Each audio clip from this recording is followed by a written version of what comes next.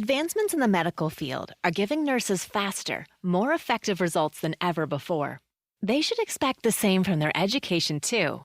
Capella University's game-changing FlexPath format allows you to set your own deadlines and leverage your experience to move faster through your program. So the faster you move, the more money you save. When you're ready, we'll be here. Visit capella.edu for a trial course at no cost to you. Capella University. Don't just learn smarter. Hi everybody, this is the Cricket Badger podcast. Each badger marks the track with its own scent. His black legs are short but very powerful for digging. The name badger probably comes from the French word bêcher, meaning digger.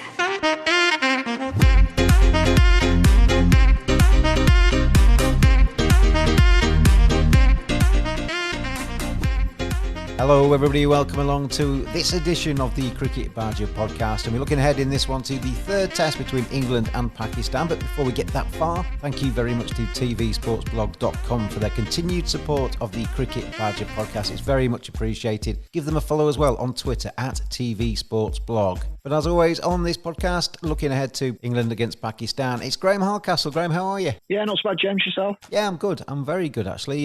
Disappointed, though, with the second test match. It was, very much a damp squib, very much literally, wasn't it? Bad light, rain. We only saw probably a cumulative day and a half of cricket there, and a lot's been said about the bad light and how cricket can maybe cope with that. And I've seen a few people say, well, yeah, it's not worth going too overboard about because it happens so infrequently. But, you know, unless we do something about bad light in test matches, it's an entertainment business. We have to maximise the audience's pleasure in these events. And unless we do something about it when we're reminded that bad light is a problem, we will be returning to this exact same conversation in 2 years' time, won't we? Yeah, I mean, the thing that frustrates me, I've been at a game this week, Yorkshire v Derbyshire, that had 138 overs lost to the weather. Now, the vast majority of them were lost to rain, which obviously you can do nothing about. That's just part of the game, part and parcel, and something you can't overcome unless you built a roof. There was an issue, a minor issue with bad light that left me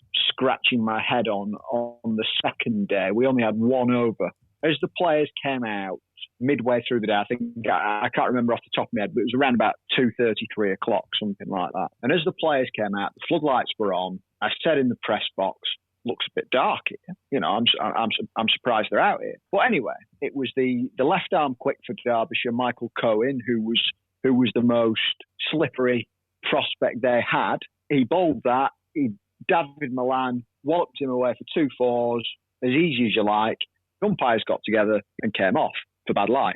I had no problem with them coming off for bad light, given I'd said only 5 minutes earlier. It was murky. It's murky. It's not looking great. The problem I had is, why did they bowl the over in the first place? Because there was no difference in the light between the start of the over and the end of the over.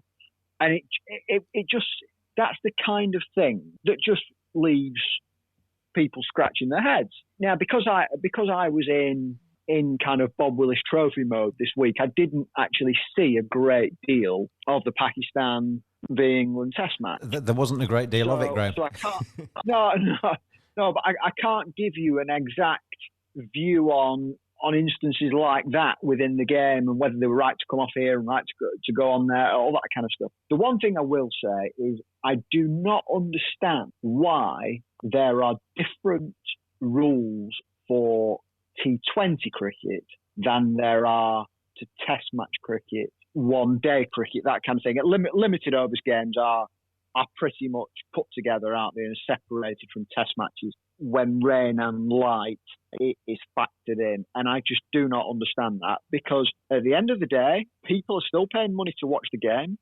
There are still broadcast deals and all that kind of stuff. In the current climate that we're talking about, the ECB have thrown millions at this project. I want to say Project Restart, but that's a football terminology, but you get what I'm trying to say. Why is it any different? If it is fit to play cricket, then it is fit to play any sort of cricket. Well, that's what they always come out with player safety, don't they? They come out with player safety and they say If it's too murky, it's no different. Exactly. The same bones are broken, whether it's one day or test matches, aren't they? So surely it should be the same across the board. Yeah, the ball's still the same. You know, in a sense of how hard it is. As you say, the same bones are still broken. All that kind of stuff. It is an issue that just leaves you scratching your head. Yeah, almost every time that it crops up. And I just think, for want of a better phrase, the ICC should just grow a pair and get on with it, really. The thing with the ICC is that they're obviously in charge of world cricket, aren't they? And obviously the conditions around the world change dramatically from country to country. There aren't very many other test match playing countries where they have weather like we have in England. Yeah, you go to Australia, you go to India, you're fairly guaranteed hot weather and sunshine, and rain interruptions are few and far between unless you hit monsoon season. And obviously cricket's not usually played in those times. Whereas in England, we get fantastic weather one day and it can be horrible the next, can't it? And there's very few countries replicate that around the world. At a danger of repeating what people have said numerous times over the last week or so, numerous times over the last, however many years, cricket is a sport that isn't the front and centre in every single country in the world. It's front and centre in India. It's front and centre in probably Pakistan, Bangladesh, places like that. It's not front and centre in England. It's a big deal, but it's not front and centre. It's not front and centre in Australia either. They have got many other sports that kind of dominate the landscape as well. So therefore, it needs to do everything possible to push itself further into the public eye. And one of the easiest things would be to say, just get on with it. I mean, we're not daft. I mean, you can't end up playing in light that is just obviously poor. You know, we've all played golf in a kind of like 10 o'clock on an English summer's night where you whack it down the fairway and you're just hoping on hope that you've hit it straight and you can see it in the middle of the fairway, because if it goes 30 yards left or 30 yards right, the light is such that you've got no chance of finding it. That kind of light is obviously poor. You're not going to play. However, when it is borderline, then you should play. It shouldn't be a situation where it's borderline, will come off. It should be borderline, we play, until it gets obviously dangerous, then, we crack on. I mean, I suppose the difficulty for umpires, the umpires are given the rules by the ICC, so it's the umpires that get shouted at and zoomed in on television, but it's not all down to them. And the other thing is that what might be dangerous to one person isn't dangerous to another. So if Steve Smith's on 260 not out and he's clobbering it everywhere, the danger level for him would be a little bit different to, say, if Phil Tufnell was facing Michael Holding. So if Smith got out and then Tufnell walks in, does that automatically then become bad light where it was not bad light before? Is there I know there's pros and cons of this, but is there some kind of remit or some kind of advantage to going back to making it the batsman's decision on the light? I don't believe you can give the teams the decision, because then it almost becomes a tactic, and you can't have that. All you need to do is very, very simple. You just need the powers that be to say to the umpires, be flexible. Use your common sense. We've got to move away from being rigid. We need to maximise play. You make the decision. The umpires are experienced enough to be able to make decent decisions. Do you think the decisions might have been a little bit different this last week at the Ageas Bowl if there'd been 25,000 people baying for the umpire's blood every time they went off a bad light? Yeah, they are human beings, the umpires, and it actually makes it an easier call, doesn't it, for an umpire if there's nobody there heckling them effectively? No, I don't think that has. Unfortunately, I don't think that has an impact. We're in an age. I actually think it in life in general, really, where we are very rigid and we stick to the rules. There's a blame culture around various walks of life that people want to try and avoid. Therefore, they do things that are to the letter of the law and often are looked at, and you kind of think to yourself, well, come on, use your common sense. I'm not particularly blaming the umpires here and blaming the rule makers in kind of forcing the umpires to stick to the letter of them. There should be a much broader kind of scale with bad light. Do you think the fear of litigation is something that's very much... I mean, we are in a blame culture, but we're also in an era where if you fall over a pavement, you sue the council. If you do, there's always some kind of... If there's blame, there's a claim. Yeah. And you could see a situation, can't you, when the batsman, when the light's a bit dubious, the umpires have decided to stay out, he's convinced it's actually too dark, and then he gets hit on the head next ball. The phone call to the lawyer happens next, doesn't it? Yeah, it shouldn't do really, though, because, look, I'm not ruling that out by any stretch of the imagination, but it shouldn't do because those in professional sport are going into professional sport because they are good enough. Even a tail-end batsman that you were kind of referencing earlier on should be capable enough to at least kind of make a decent fist of dealing with good fast bowling. Even though they may not be able to prosper in it, they should be able to make a decent fist of dealing with it. At the end of the day, these guys are being paid good money to do what they do. So it's an entertainment business, and they should go into it with the kind of view that we have got many, many advantages in our profession. It's natural, we are going to encounter disadvantages, and this is one of them. You take away bad light, and it doesn't mean you take away the danger of cricket. There is still danger of getting it. It can be bright blue skies and 35, 40 degrees, and you still get hit. And, well, that's the thing, isn't it? Because you look at when Steve Smith was hit by Jofra Archer, it was a lovely day. When Phil Hughes sadly lost his life, that light wasn't an issue on that day, was it? So, that there are...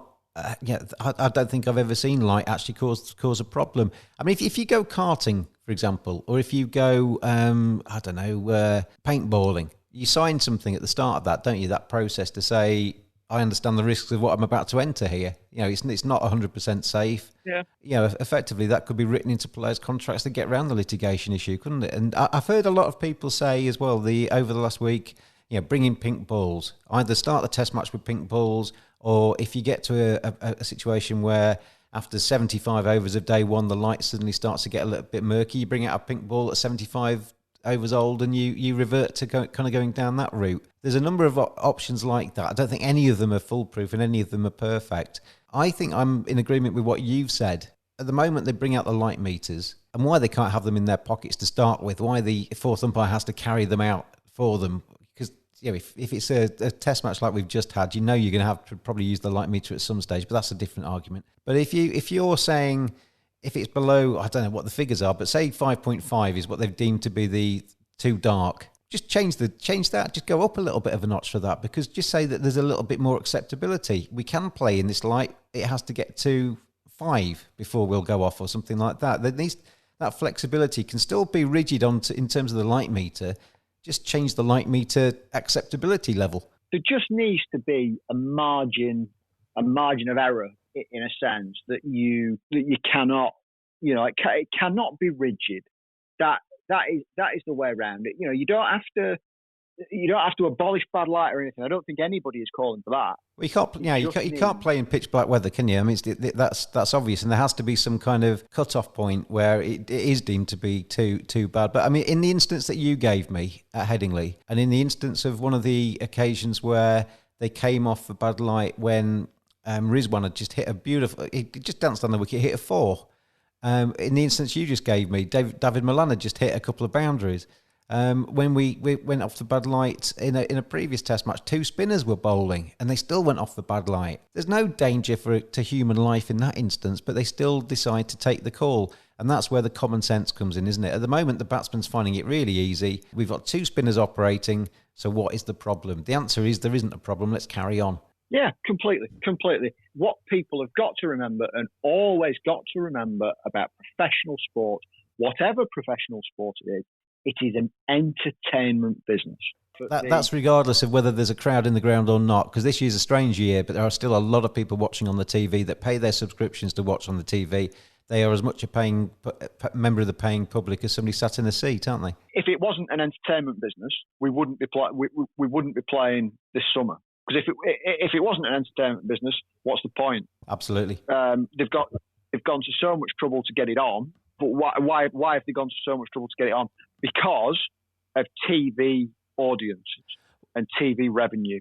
Therefore, by definition, that is entertainment. You know damn well that if Mr. Sky or Mr. BBC Radio or their equivalents in overseas climes strode up to the ICC and said, look, this $1 million contract that we signed last year, you are not actually fulfilling this because you keep coming off for dubious light. We're having to fill our TV programmes with discussions and replays of yesteryear when we're actually paying to show the live action. It's not good enough. We're going to withdraw some of our money. There'd soon be a very high-level conference call, which would almost immediately change the rules if that was the case. Playing devil's advocate, the one thing that I would say is surely that conversation's happened previously. Well, you'd hope so, wouldn't you? Yeah, exactly. You would hope so. Yeah. Although Graham, the last time we had such a situation as we had at the Ageas Bowl this last week, and this is why we can't afford to let it go, because we might get another year or two before it happens again. I think there's only been 2 drawn test matches in England since 2014. Both of those were at Lords, and neither of those were really down to the weather. Often when we get a day rained off, or it's followed by a beautiful day the next day, and we still get time to actually come to a positive outcome. So the Ageas Bowl test match was a strange one from that respect, but it shouldn't be forgotten, because we don't, like I said at the very start of this, if we do forget it and we decide it's not worth doing it, we'll be having this same conversation in 2 years' time, 3 years' time, when it does eventually happen again. And so therefore, I think we can both say, we can move on from this part of the podcast by saying we both agree that something does need to change. Definitely something does need to change. There is absolutely no doubt about that. And it's not a major thing, is it, actually? It's not a major thing that needs to change. It's very simple. You don't need to sit there and come up with high-powered meetings to work out what you need to do for days on end. It's a very, very simple process to implement. Just get on with it. I think that the answer to it is, it's quite, and we've had this discussion on other podcasts about slightly different things, but it's to give the officials on the ground who have got the local knowledge and the access to actually being there and being able to talk to players and being able to talk to whoever's at the ground, a little bit more leeway to actually use common sense and to make the decisions on the ground that aren't having to refer them back to the ICC HQ all the time. Yeah, there's enough experience between umpires, match referees. I've no problems having the captains involved in things and coaches even. I would just be a little bit wary of giving teams the option to make decisions. I think those decisions have got to remain with the umpires and the officials and remain neutral. However, at the moment, they're getting it wrong. The Cricket Badger podcast is brought to you in association with tvsportsblog.com. Excellent sporting content. It's well worth a look, and give them a follow on Twitter @tvsportsblog. Let's move on from Bad Light then. There isn't a huge amount of cricket to talk about, so that's why we're talking about Bad Light. And we're also going to come on to talk about county cricket as well in the foreseeable future on this edition of the podcast. But we did the Ask Badger last week. It was quite successful, although Graham refused to answer some of the questions. We've done it again. #AskBadger on the Twitter feed @cricket_badger. And we have 3 that I'm going to read out, questions that we've got at our disposal here, Graham. The first one's from Jane. Given that England will be potentially visiting India/UAE this winter and looking ahead to the Ashes as well the following winter, would it be feasible for Dominic Bess to get match practice by playing matches abroad in our off-season to prepare him? Overseas players come to England for the same reason. Why can't Dominic Bess and the like go abroad to get experience? Yeah, I completely agree. There is. I mean, that does happen to a degree. Bess has been abroad on Lions tours and things like that. It doesn't happen very often, does it? You see the odd occasion of an England player going and playing for a state team to come back from injury. I think Jimmy Anderson did it at Auckland a few years ago. I would be an advocate of doing that completely. You certainly see more players coming over to county cricket to gain experience for international cricket than you do our players going overseas. I suppose the problem at the moment is that heaven knows what will be possible this winter with COVID restrictions, travel, etc. So it may not be something that can be implemented this winter. In a way, Graham, it's more important for the spinners to get that. I mean, obviously, batsmen going to the subcontinent and getting used to spin would be a feather in their cap. But Dominic Best this summer, he hasn't bowled a huge amount of overs in really needy times. And we're going to be probably asking him to bowl for England in India and then wondering why he can't take 5 wickets on the final day, aren't we? And, it's only fair to him to give him that experience. Yeah, completely. My only kind of reservation, I agree 100% in theory. My only reservation is in immediate practice, in the sense of travel restrictions and things like that. How likely is that to happen? Yeah, it's not going to happen this winter, is it? Imran's been in touch on the Ask Badger questions. He says, should England drop Sam Curran, play either Mark Wood or Jofra in the third test match? And he says, will we get 400 overs in? Well, the answer to that, Imran, is your Google and your weather forecasts are probably just as good as mine and Graham. Who knows? I mean, I put up the draw. We'll come on to that in a second. I put up the draw ahead of the second test match because the weather forecast did look particularly grim, but looks a little bit better for the third test match, but there's still a little bit of rain around as well. So fingers crossed, because I think this series deserves a finale. I think Pakistan, credit for them for coming over in these COVID times, but they've come over and they've played some really good cricket as well. So hopefully they get a chance to at least try for that win that will get them the 1-1 in the series in that third test match. In terms of Sam Curran, I rate Sam Curran as a player, but I would rate Jofra and Mark Wood better than him in terms of their potential impact in the bowling department. So Sam Curran's always one of those that would be in my 16, but would probably hardly ever get into my 11, despite the fact that he's got a really good record. He's an excellent cricketer, isn't he? The thing that the other two have ahead of him is that they have that little bit of X factor. Archer's pace, Wood's pace. There's just that little bit of something extra about Archer and Wood that you would always think, well, yeah, I'd probably have them ahead of Curran. Yeah. But there is no doubt he is a fabulous cricketer. The weather at the Ageas Bowl has interrupted Sam Curran's record, because I think it was 7 or 8 test matches he'd played at home. They were all victories. This was the first non-victory for Sam Curran. That was a draw because of the weather. So he certainly has an impact when he does play, particularly on home shores. But there's a few in that camp as well who have got the game to play in England because they are English and they play better on these surfaces. It's quite a similar kind of record to what Tim Bresnan had a few years ago, isn't it? Yeah. And they are quite similar cricketers in the sense that they would never, ever let you down. Great players, never, ever let you down, but we're also never able to maybe hold down a regular spot, maybe because of the reason that I said, that, it's perceived that other players have just that little bit extra about them to make things happen. Moving on to the final of the Ask Badger questions for this edition of the podcast, and that comes from Ted, and he says, if you were to pick a combined 11 between England and Pakistan from what we've seen in this series so far, who would make that final 11? And that's one of those down the pub kind of questions, isn't it?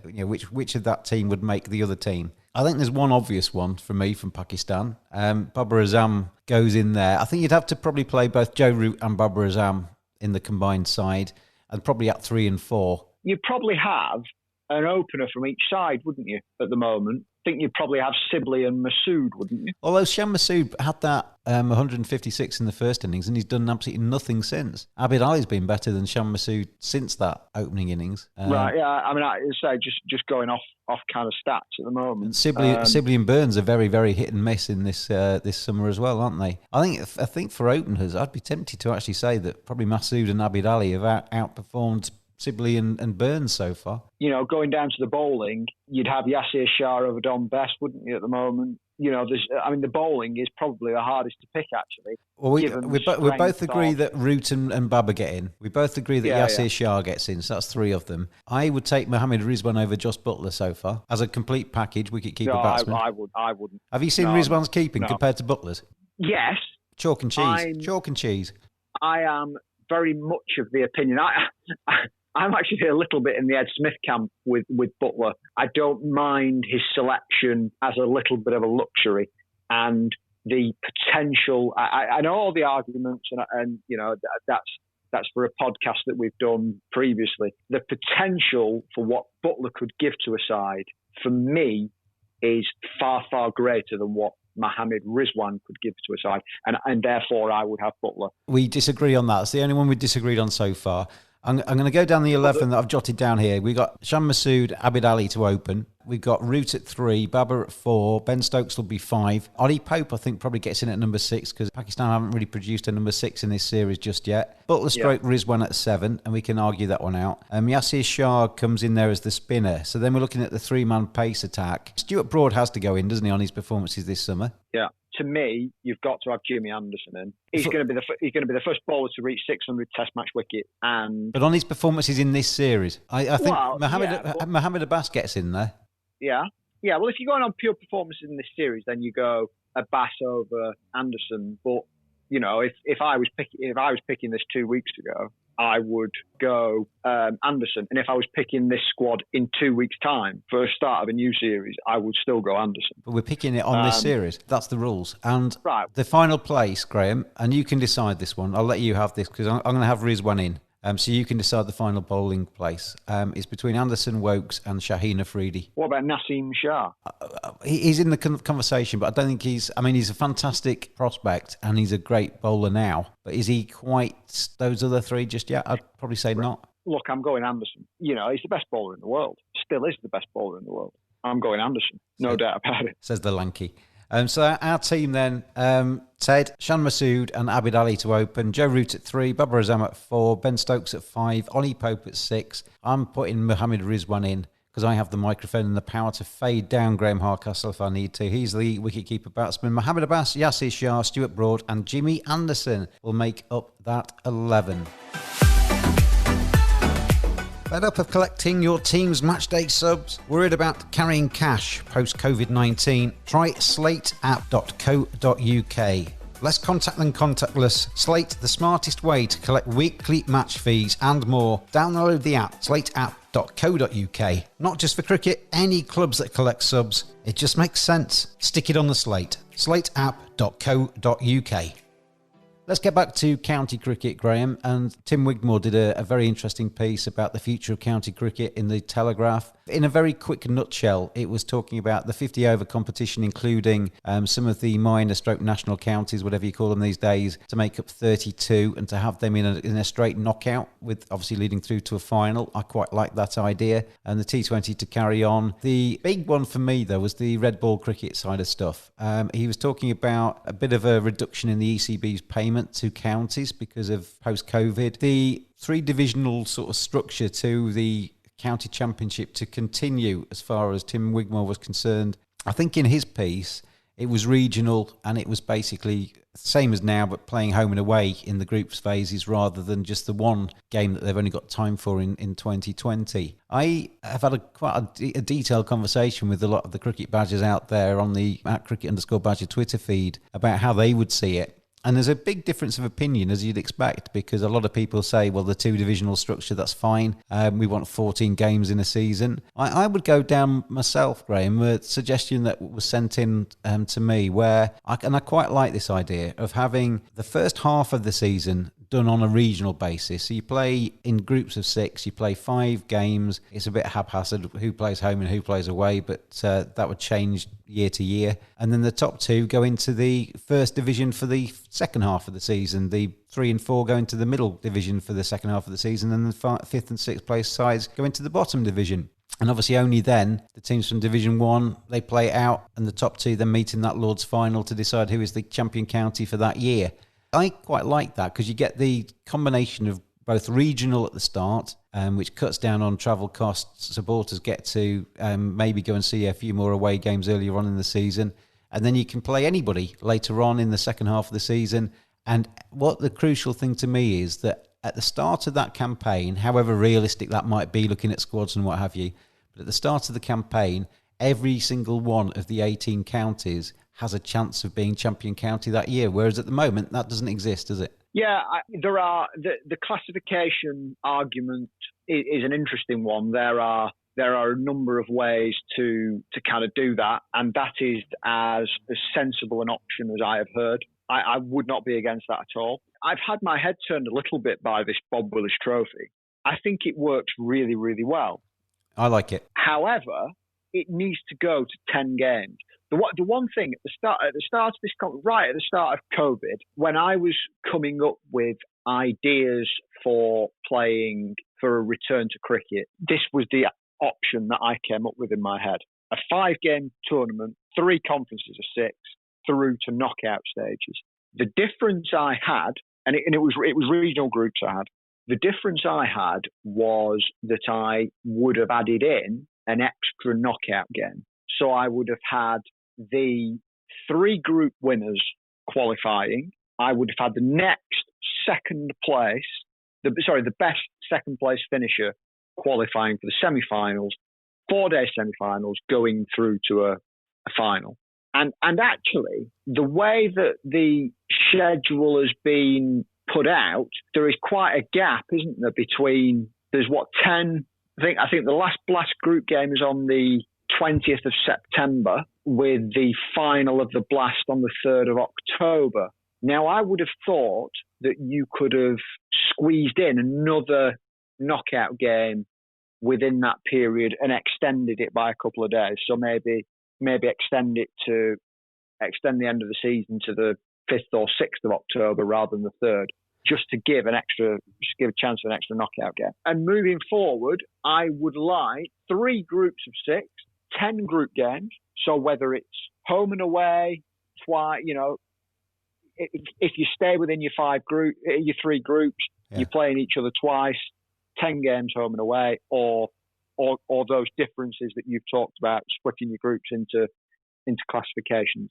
Then I would like either a semi-final and a final, or a quarter-final, semi-final and final, so that then that gives counties the opportunity to play 12 or 13 first-class games. I'll tell you what, Graham, you just give me an idea there, because I've been thinking and racking my brains about how this might work, and I've as I say, I've done the first part on the regional, then you swap into your divisions for the second half of the season, and obviously the top 6 in the first division are the teams vying it out. But if you actually made it so that it was quarterfinals, you could actually have, and you could seed it, couldn't you, maybe? But you could actually have the winners of the second division and the third division maybe even qualifying for the quarterfinals and getting a second bite at the cherry, or having a playoff for the quarterfinals or something like that. Because everybody's saying that Division 2 and Division 3 would be dead rubbers, but if you actually gave them the carrot of still being able to qualify for the main event at the end of the season, then it's not dead, is it? Yeah. I mean, that is one thing.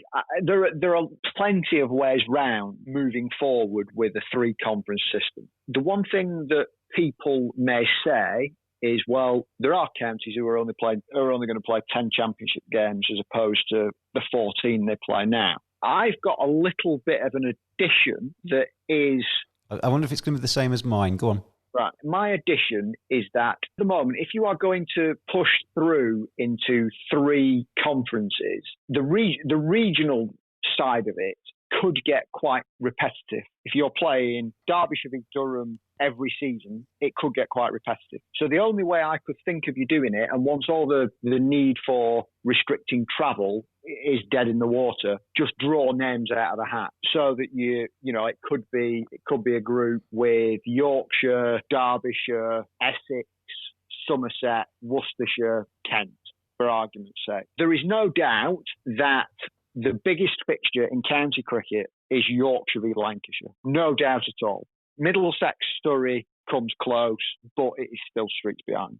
That's me talking personally as a northern lad. I would argue until the cows come home that is the biggest fixture in county cricket. Therefore, I would not like to go through a season without that fixture. I would be engaged if they played that on my local cricket club up the road. If I could just pop in a second, the reason I have it starts regional and then it goes to divisions is to avoid losing those local rivalries. I totally agree that if you draw it as regional and you play the whole season as regional and only the playoffs at the end and the final at the end are non-regional, then you basically just play the same 5 sides every single year, and that becomes a little bit tedious, and you start missing the fact that you can't go to Hove, Worcester, and all the rest of it. But by having it half and half, you get a best of both worlds, don't you? Yeah, fine. It's not a problem. Still, having it that way, I would not get bored by seeing Yorkshire v Lancashire 3 times a year. And what I'm going to say is that I think as a way of mitigating against people saying, well, my team only gets 10 championship matches, I would give counties the option and a week in the schedule free to organise a fixture of their choice. Counties don't have to take this up. They could just say, if they wanted, no, we're not bothered about that. We just want a free week. However, counties could say, well, actually, we're missing out on Yorkshire v Lancashire, for example, at Scarborough. That was due to be the fixture this year. The ticket sales for that were quite astronomical. And I would be absolutely amazed. I haven't heard anything, but I would be absolutely amazed if that fixture is not on the schedule next year, if it reverts back to 2 divisions, both are in Division 1. Therefore, my friendly week would give counties like that the opportunity to say, we want to go and take Yorkshire v Lancashire to Scarborough. You don't call the Roses match a friendly. No, you don't call it. You can call it whatever you want. You know, it can be played for the. I think the 2 sides play for the Regiment Cup, don't they, at the moment? Yeah. That's one of the things. So you just play for that. It's an option to bump up the number of first-class fixtures that members see. It is an opportunity to bump up revenue with your biggest and most popular fixture. And I think that is one way of doing it. You're very close to what I was going to suggest, because I was going to suggest that week to be used for anybody not still involved effectively playing each other. And all the counties would want to have some kind of pre-season, at least a warm-up game at the start of the year. So effectively, if you include the last round of warm-up fixtures as being a week just before the season proper starts, and that week you're talking about, well, there's 2 extra fixtures for every single county. Give them first-class status to show that we're actually taking them seriously. Play your best sides, and in the first one, you get ready for the season, and in the second one, yeah, you could throw in a couple of youngsters if you want to give them a first-class experience, but you still play it seriously because it's a first-class game. Yeah. That's one way around, to me, mitigating against the complaints of, well, you've cut down on first-class cricket, and it's up to counties to gauge the feeling of the members and things like that as to whether they actually want to fulfil that week. The other thing, this might sound a bit doom and gloom, but the kind of culture of 2020, the year 2020, is a little bit doom and gloom in many other kind of repercussions of COVID. I think anybody that turns around and says, I'm a traditionalist, I want 2 divisions. I mean, traditionalists can't really say that, can they? Because the 2 divisions hasn't been around forever. I think any way that you preserve 18 counties, any way you preserve and possibly in this case actually promote red ball cricket at county level is a good thing. And if it keeps 18 counties occupied and busy, gets some revenue in, adds a little bit of renewed excitement to a red ball competition at county level, I would kind of mistrust a little bit anybody that goes against that. Because I think in COVID times, a lot of the conversations that we might have been having this year, I mean, I would have been very much opposed to the 100 coming in this year, and I would have been quite vocal about, I don't think there's a need for it. Well, I still don't think there's a need for it. I think it's a poor choice by the ECB, but you won't hear me banging the drum anymore against that, because whatever brings money into the game, whatever preserves cricket at a domestic level is the right thing to do, because we are in a position where if things go a little bit wrong, if there's a second wave or if there's horrendous weather at the start of a season or whatever, some of those 18 counties are teetering on the edge, aren't they? They are teetering on the edge of extinction, and I don't think anybody wants to see job losses, players out of contract. I think there's going to be a lot of players that lose their contracts anyway, that would have otherwise have been kept on for another year. Cricket's in a precarious position, and I think anything that's designed to add interest and to further it and to keep 18 counties is a good thing. The thing about the 100 now, I mean, there is an argument to suggest, that I mean, we could be going down a rabbit hole here and we could be here for hours, but there is an argument to suggest that the 100 is now more important than ever, that it's success, because it, for it bringing in revenue to push the game forward. There's a heck of a lot of pressure on it now. It has to succeed, doesn't it, more than ever? I'm not even going to answer you. I've turned over a new leaf, Graham. I'm not going to. My instinct is telling me fight him. Tell him he's wrong. But I'm actually just going to let your comment lie, and we'll move on, because I don't want to get into a 100 discussion. Because as you say, we will be here until probably next year. To be honest, I've got some washing to do before the next round of championship games starts. Advancements in the medical field are giving nurses faster, more effective results than ever before. They should expect the same from their education, too. Capella University's game-changing FlexPath format allows you to set your own deadlines and leverage your experience to move faster through your program. So the faster you move, the more money you save. When you're ready, we'll be here. Visit capella.edu for a trial course at no cost to you. Capella University. Don't just learn smarter. England against the Pakistanis, third test match, the Ageas Bowl Mark II, or Mark III if you actually include the whole season. England are 8-11 ahead of this test match. Pakistan are 11-4. The draw is 7-2. England 1-0 up. Both of our series predictions, Graham, are still very much live because I went 1-1 in the series and you went 2-0 to England. So you're looking for an England win, I'm looking for a Pakistan win. I think probably both are as likely as each other. I don't think, though, in terms of those prices ahead of this test match, from what I've actually viewed here, I don't think Pakistan have been second best in this series at all. And 8-11 odds on England as opposed to 11-4 for Pakistan. I think the value very much is with the Pakistan side. Yeah, they've played pretty well, haven't they, Pakistan? However, I stuck with I predicted 2-0 at the start of the series, and I'm not going to change my mind now. You are in a position where you follow Graham with a 2-0. You can actually at least cover yourself with a kind of little bit of a stake on Pakistan at 11-4 and a nibble on the draw at 7-2 and guarantee yourself a profit, can't you, at this stage? Oh yeah, you can, yeah. I would still, given full 5 days or given enough time for a result, I would still prefer England.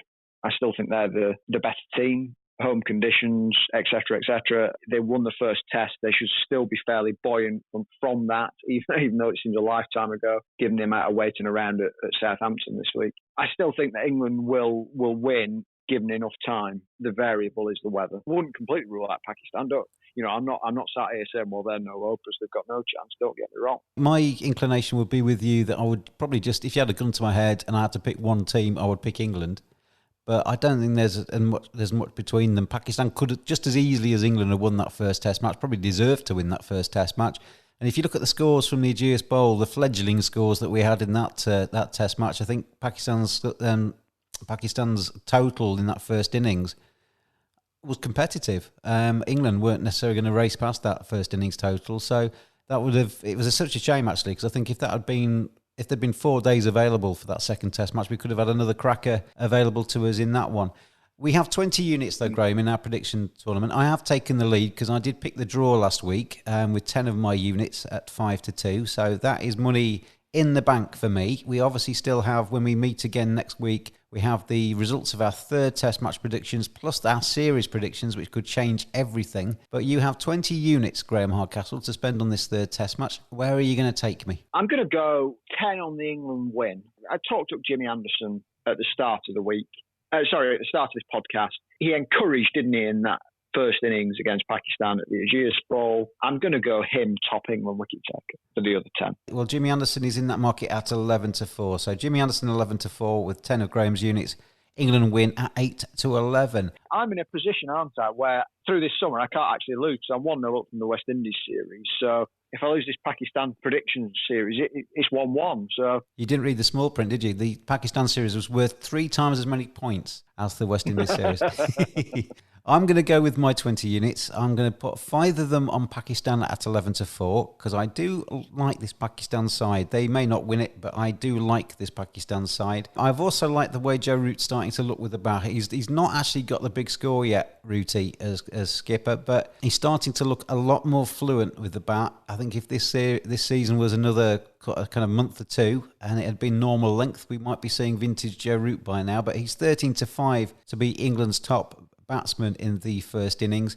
So I'm going to put another 5 of my units on Rooty at 13-5 to top England's batting markets. I'm going to look into the bowling markets as well. And I just think if the pitch plays anything like that second test match pitch at the Ageas Bowl, Mohamed Abbas looked an absolute joy on that wicket, that surface. He's just a little bit of a master, isn't he, with his control. He's 11-4 to be the top first innings bowler for Pakistan. And he's going to take my other 10 units, Mohamed Abbas. So bowl well, sir. 11-4, you are carrying my units on your shoulders, Mohamed Abbas. that concludes our third Test match preview. Graham Hardcastle, as always, thank you very much for joining me. No problem at all. See you soon. Give us a follow at cricket_badger on the Twitter feed. If you like and subscribe and leave a nice comment on the Cricket Badger podcast, that would be much appreciated too. Thank you to our sponsors, tvsportsblog.com. Give them a follow on Twitter at tvsportsblog. And more than anything, thank you for listening and enjoy the third Test match. We'll see you very, very soon on the Cricket Badger podcast.